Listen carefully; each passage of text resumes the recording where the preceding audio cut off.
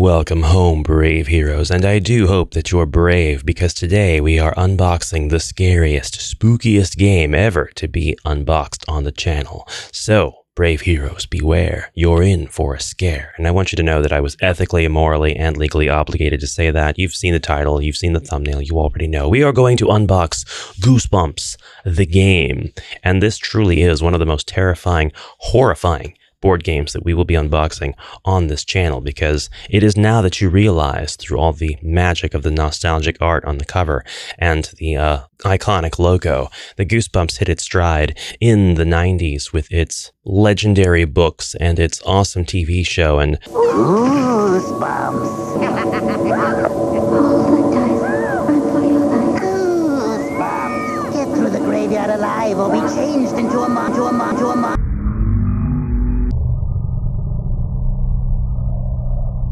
Goosebumps Terror in the Graveyard game. Collect bells, avoid hidden traps, find the magic ring, defeat the headless ghost. I win! Goosebumps Terror in the Graveyard game.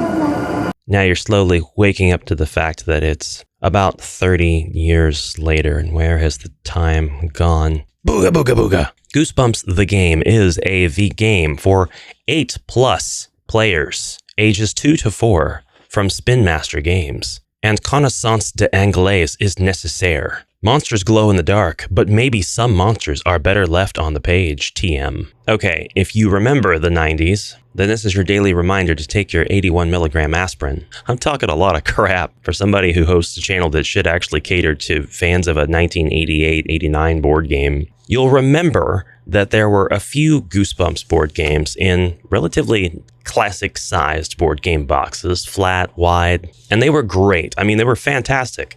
You might say, but I mean, they all played to a gimmick. They all had one thing that they did that they tried to sell you on, and if you were convinced by that thing, then you were in for a good time. This is a much more contemporary type of board game, and the layout of the board on the back of the box kind of makes me think it's going to play a little bit like Horrified, which is a fantastic game, or maybe a little bit like Arkham Horror, which is a good enough game that it has endured over the decades. That's right, I said decades. Grab your flashlight and start searching. Monsters have been unleashed in the neighborhood. Work as a team to defeat them and save the town. You can mix and match stories from the iconic series facing the unique Goosebumps monsters in each game. Search locations for items that will help you move around the town while avoiding the monsters, and work together to scare off the monsters before they take over the town. So now we are ready to continue our trip down memory lane and unbox Goosebumps, the game. We have our manual, and it's a very simple game. It really doesn't need like a whole lot of pages, so that's great. If you're trying to get your kids interested in either Goosebumps or games like Horrified or Arkham Horror, or board games in general, or dungeon crawlers like HeroQuest or Warhammer Quest, or into 40K, then this is a great place to start, yeah. Go ahead and tell me I'm wrong. You were raised on this, and look at where you are. There's not a whole lot in the box. What is here is very neatly arranged, and I mean 10 out of 10 on the ingredients presentation. We've got our kid pawns. I like that they don't come in just the primary colors. We've got orange, blue, purple, and then still yellow, because there's always got to be a yellow pawn. This is always the one that gets picked last in my game group. They've got a much more 90s feel to them. Like, this kid looks like he's out of the Goonies movie or the Sandlot or something. The actual pawns that used to come with the old board games were tall, skinny kids. You had a girl that would wear like a skirt, and you had a boy, and they were just in these sort of lackadaisical, slightly walking poses, and those pawns actually came with a lot of other games too. I know Goosebumps, and I know Mall Madness. I'm not sure what other games they came with, but I did see them. These guys, they're proprietary, and they're ready for action. Just put a flashlight in this one's hand. Let me at 'em. Goosebumps the game represents here with 5 different books that it's got the villains of from. I ended my sandwich with 2 propositions. Go Eat Worms, The Girl Who Cried Monster, The Cuckoo Clock of Doom, Say Cheese and Die, and The Haunted Mask, which happens to be my favorite. I don't think it's the scariest. I think that award goes to Stay Out of the Basement. It's definitely up there for one of the most iconic, and it does happen to be my favorite of all of the books. And all of those monsters, those antagonists from those different books that they've chosen for this game are represented here with these green translucent pieces. And these miniatures are supposed to be able to glow in the dark according to the box, but I haven't gotten them to do so. We have the Cuckoo Clock of Doom here. The bird's details really just stand out. The Cuckoo Clock looks nice and goofy, and it's asymmetrical. It's popping out here. You're like, how did that bird come out of that tiny hole? It must be a Cuckoo Clock of Doom. The Seichis and Die pawn is really horrifying. You have a pile of skeletons here, and one of those skeletons is holding up with its bony arms the Doom camera. Doomed camera? Cursed camera? It's been a long time since I read that one or saw the episode. Then you've got the monster librarian, who's pretty much halfway through his transformation into bug-eating creep. It's like he always made this face in the promos, the commercials. He was always like, damn, you eat a bug. This is the face that I make when I call the water department asking them what the additional surcharges mean and why they add up to $20 more on my bill. This is undoubtedly Carly Beth herself prying on, or perhaps trying to take off in a desperate attempt, the Haunted Mask. And yeah, I love all things Haunted Mask, so I can't give it any flack. It's a great little sculpt. They're all really good sculpts. The last one here, Go Eat Worms, is just pile after pile of worms. Absolutely disgusting. And there are a lot of them. So this makes me think they're going to have some kind of encroachment or spread effect on the board. We have these 4 very useful plastic pieces that will slide onto the board and hold up different tiles that represent locations just at the edges. We have the monster die, which has a couple of different faces, 3 actually. You roll this die whenever you search for an item on the space that you're on. There's another preposition-ended sentence. I hate those. They plague me. This die has 2 faces that are like, the monster that's in your corner has noticed you, and we'll see what the corners look like here very shortly. 1 face that is, nothing sees you. No monsters notice you at all. And then a whopping 3 faces that are like, hey, every monster on the board has noticed you, regardless of what corner they're in. Regardless of what corner from which they are, in which they are standing. I don't know what's wrong with me today. We have this lovely biodegradable, basically planter, seed starter tray instead of the candy trays. This is never going to snap apart or become brittle. It's just always going to be here, ready for you to try your hand at growing jalapenos. This is one of the easiest and most rewarding crops if you're not a total loser. One of those people who sprinkles a little bit of black pepper on your mashed potatoes, tries it and says, oh, this is too spicy. It's time to look at the board, and this is a 4-fold board, so it is slightly accursed. It's very colorful though, and the art on here is really nice. Everything is imagination evoking,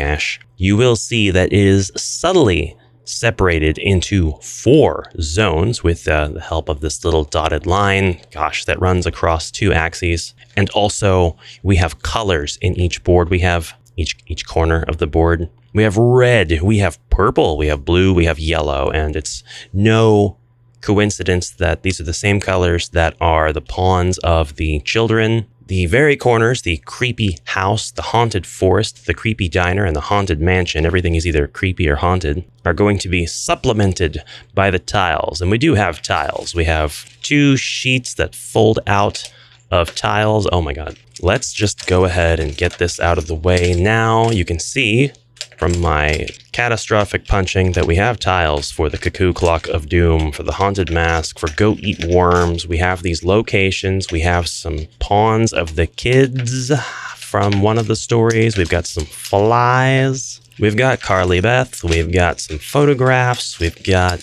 a couple of really creepy creeps. We've got some clocks. Here's what we really have, though. Monster boards, and 5 of them. Now, this game would have you believe that you can run 2 of these monster boards at once. For a game between 2 and 4 players, and after looking over the rules, I really see no reason why you can't solo play this and just use more than 1 pawn if you want. So I would say it does support solo play fairly well. These monster boards are all pretty much set up to look like these have different mechanics. They are kind of the same mechanics, though.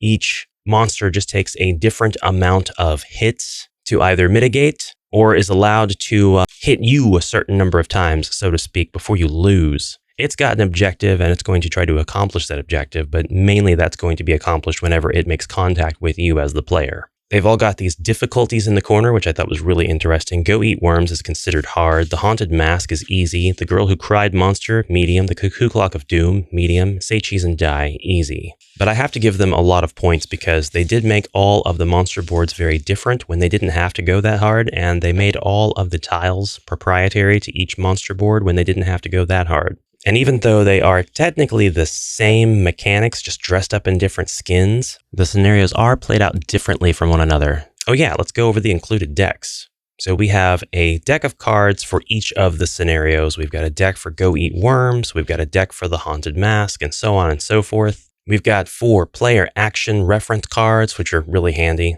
at least the first couple of times you play the game. And then my favorite, we have the help cards, which come in the form of this comp book. This is one of the most nostalgic things you will see today. It even has the measurements and the number of sheets in the book here on the card. The card is not actually 9 3/4 by 7.5 inches. It's a standard poker card, but the measurements of the book, that's crazy. We've got these awesome stickers on here. Scholastic. That is such a scholastic thing to do. Okay, so to get started playing Goosebumps, you pick any 2 scenarios. It does recommend that you start off with easier difficulties. As you get more familiar and start to develop sort of strategies as to how to stay away from monsters and play more conservatively, you won't have to worry too much about difficulties. You are supposed to set up your corner imagery here on the corners of the board, and then the deck of cards for that story are just going to be placed behind that. It's just a way to set things up. It doesn't really have any meaningful effect on the gameplay, sadly. And then as I kind of skirted over before, each monster board has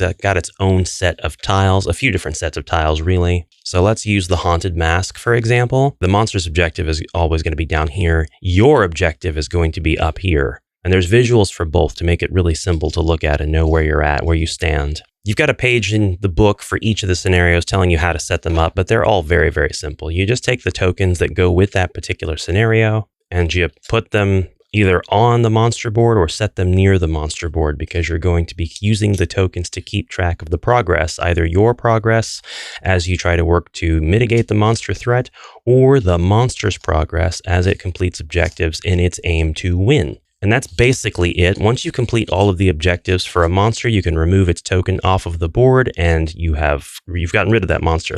Get rid of all the active monsters and you win the game. It's a cooperative game, so the players are not playing against each other. Although I guess if you wanted to come up with some sort of competition mechanic, like whoever has the most scare score at the end of a game unspent, or whoever collected the most scare score, you could do that. Anyways, for the Haunted Mask, we will go ahead and put all of the pieces of the Haunted Mask on Carly Beth here. This gives you a reminder of the difficulty, the name of the scenario or the book, and a picture of the figurine that is going to be used for this scenario. It takes a scare score of 3 to remove a piece of the Haunted Mask. If the Haunted Mask moves into a player's location, it scares them. If the Haunted Mask scares players 4 times, it's game over. And then you have your Haunted Mask tokens to place here for every time the Haunted Mask scares a player. And yeah, this can be any player. So if it goes and it scares Bob, we're putting a mask down. If it scares Linda, we're putting a mask down. If it scares Teresa, we're putting a mask down. And if it scares me, we're putting a mask down. And I'm asking Bob, Linda, and Teresa, who are you and how did you get in my house? Obviously, if we win the game, I'm going to give them the benefit of the doubt. But with a scare score of 3, you can remove pieces of the mask, and if you do this enough times, the mask is completely off, Carly Beth is safe, Halloween is saved, the world is at peace. But I know what you're wondering. I can always tell what you're thinking. How do you go from point A, which is starting the game, to point Z, which is taking all of the pieces of the mask off? Or checking mystery tokens in your space without running into the monster librarian too many times? Or ripping photos without the cursed camera ever being in the same location as a player? Or rewinding the clock 2 hours before all of the Michael tokens are flipped, and this happens when the Cuckoo Clock of Doom is in the same space as a player. Or squish a worm, then remove it from the board, and collect 5 scrap pile cards to build the paper robin before the worms create a triangle of connected paths. That one's a little more involved, actually. So this one's pretty interesting. Well, on the board, baked in, you've got your starter kid houses. Red lives here, purple lives here, and so on. And then you have your monster starting spaces in these 4 spots. You can have up to 4 monsters start on this board technically. The book does say that you can run with 3 monsters for an even bigger challenge. I wouldn't run with more than 3 though, because there is a limited number of space. If you're really crazy, you could do 4 monsters. But somebody is always going to be getting hit by a monster. Maybe the calculated order in which you are hit by monsters and when to get monsters off of the board in a particular order is the true challenge of the 4 versus 4. I don't see any reason why you couldn't go ahead and run 5 monsters by placing 2 on the same space. To explain actions, we're going to take one of our player action reference cards and remind us that you can choose any combination of actions, and here are the 4 actions that you can do. You actually take a total of 4 actions on your turn, so you can move 4 times, investigate 3 times, and get help once, do your scare score twice and move twice, whatever you want to do. Do each one of these 1 time. The only restriction is that you can only get help 1 time per turn. Anyway, moving is very simple. It's just moving from one node to the next. And a quick note on that, I actually thought this board was symmetrical when I first saw it, which led me to think, oh, there's going to be some kind of formulaic way to always win, kind of like Pac-Man, where you can always stay out of the monster's reach. But that's not the case. It's not symmetrical. We have an anomaly here where we don't have a path connecting Purple's house to the restaurant. We have an anomaly here where we don't have a path connecting the creepy house to the comic book store. We have an anomaly here where we don't have the exit to Horrorland getting to the creepy diner. And this one kind of doesn't make any sense. Wouldn't you want to go straight to the diner instead of having to pass by the hairdresser to get to the creepy diner after leaving Horrorland? And then it just goes on. It's not symmetrical, and that was hard for me to notice at first, but I actually really like that it's not symmetrical. I will also call attention to the 2 spots on the board that are the most dangerous, being the treat cart and the tree house, because there's only one way in and out of these spaces. So if you've got a monster coming up, you need to act fast to get out. Investigate. This is how you find items and scare score. To investigate, you draw a card from the corner of the board you are in. Roll the monster die unless the card says not to. Rolling the die can draw monsters to you. That's right, so when you investigate, you will draw a card, and we are again playing the Haunted Mask. So drawing a card from the Haunted Mask deck, we found the Nailed Mask. It has a scare score of 4, which is actually really good. That's a high scare score. You will roll, however, the monster die upon drawing this card, and the Haunted Mask mover will get to move an additional space regardless of what this is rolled. So if we were purple and we moved over to the radio station and we drew this card and we were playing the Haunted Mask scenario, and we'll just disregard any other scenarios right now, and we drew this is now going to move to the closest player. You get to pick where it goes, if it's equidistant to 2 players, or if it has 2 paths that are both the same amount of spaces to get to a player or whatever. But we're going to roll, and the monster can see us, which means this monster is moving towards us on the board. And that's it. That's a location that it shares with the player. That's going to contribute to its objective. We're going to put a Haunted Mask token on the monster board for the Haunted Mask. It attacks once it's on this space. It doesn't have to move again because it's already moved and it's attacked now that it's on the same space as a player. But if it happened to be here, well, if it happened to be pretty much anywhere, if the board was laid out just like this and this monster happened to be here, moving 2 spaces means it's going to be able to make it to a player. So you can kind of see how drawing an item card can be dangerous because you could give the monster additional opportunities to move. Now, if everybody has kind of skirted the monster at this point, then this is a much safer situation. People can start drawing item cards. Anyway, that's investigation. Next up is scare score, which I have mentioned a couple times, but I have not explained yet. You can use your scare score collected from the item cards to attack each of the monsters in different ways. You can spend it to rip up cursed photos and remove pieces of the Haunted Mask. It costs 1 action to spend scare score, but you can use as much as you'd like. So it says you can use it in different ways, but I mean, again, it's the same mechanic. It's spend the scare score to complete the objective. But it's fine. So over the course of the game, you might have drawn several of these item cards and you might have accumulated quite a bit of this scare score, which, wow, I guess I didn't shuffle these because these are the 3 most powerful items in the mask deck. We have a scare score of 12, and we don't have to be on any particular space to go ahead and remove pieces of the Haunted Mask. We can do this anywhere.